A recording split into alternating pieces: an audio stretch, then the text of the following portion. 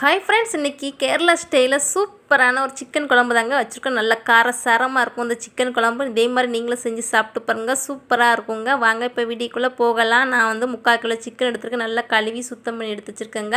இப்போ ஒரு spoon chicken குழம்பு மசாலா பொடி சேர்த்துக்கோங்க, ஒரு ஸ்பூன் மல்லிப்பொடி சேர்த்துக்கோங்க, ஒரு சின்ன ஸ்பூனில் லைட்டாக மஞ்சள் பொடி சேர்த்தா போதுங்க. அப்படின்னா 1.5 ஸ்பூன் மிளகாய் வத்தல் பொடி சேர்த்துருக்கேன். தேவையான அளவு உப்பு சேர்த்துக்கோங்க.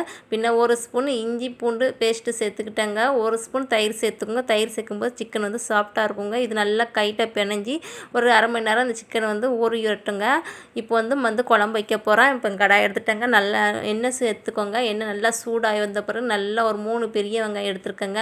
இப்போ லைட்டாக உப்பு சேர்த்துக்கோங்க. சேர்த்துட்டு நல்லா இது வதங்கி வரட்டுங்க. இப்போ 20 சின்ன வெங்காயம் 1-2 நான் மிக்சியில் அடித்து வச்சுருக்கேங்க. அதே சேர்த்துக்கோங்க. 2 பச்சை மிளகா கிள்ளி போட்டிருக்கேன். கொஞ்சம் பச்சை கருவேப்பிலை போட்டு நல்லா வதக்கி விட்டுக்கோங்க. சின்ன வெங்காயம் சேர்க்கும்போது சிக்கன் வந்து சூப்பராக இருக்குங்க.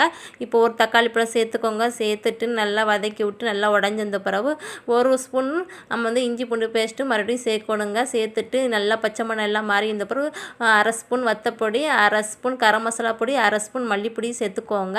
இதில் சேர்த்துட்டு இந்த எண்ணெயிலே வதக்கி விட்டுக்கோங்க. இப்போ வதங்கி வந்த பிறகு நம்ம வந்து சிக்கன் வந்து நல்லா சாஃப்டாக ஊறி வந்துருச்சுங்க. இப்போ சிக்கனை நல்லா சேர்த்துக்கோங்க. சேர்த்துட்டு நல்லா பிரட்டி விட்டுக்கோங்க. பிரட்டிட்டு இந்த எண்ணெயிலே வேகணுங்க. நல்லா 15 நிமிஷம் இது வேகட்டும். இந்த எண்ணெயிலே பாருங்கள் வெந்து வந்துருச்சு. இப்போ பாருங்கள் தண்ணியெல்லாம் கொஞ்சம் பிரிஞ்சு வந்திருக்குங்க. இப்போ வந்து நம்ம குழம்பு இப்போ தான் வைக்க போகிறோம். அதனால் தண்ணி தேவையான அளவு தண்ணி சேர்த்துக்கோங்க. நல்லா சுடு தண்ணி தான் சேர்க்கணும். அப்போ தான் சிக்கன் வந்து சாஃப்டாக இருக்குங்க. இப்போ இந்த அளவுக்கு நான் வந்து தண்ணி வந்து சேர்த்துருக்கேன். உங்களுக்கு எந்த அளவு தண்ணி சேர்க்கணுமோ அந்த அளவுக்கு தண்ணி சேர்த்துக்கோங்க. இப்போ வந்து சிக்கன் வந்து நல்லா லைட்டாக தீய வச்சு நம்ம வேக வச்சுக்கிடுவோங்க. அப்போ தான் சிக்கன் வந்து நல்லா சாஃப்டாக வேகுங்க.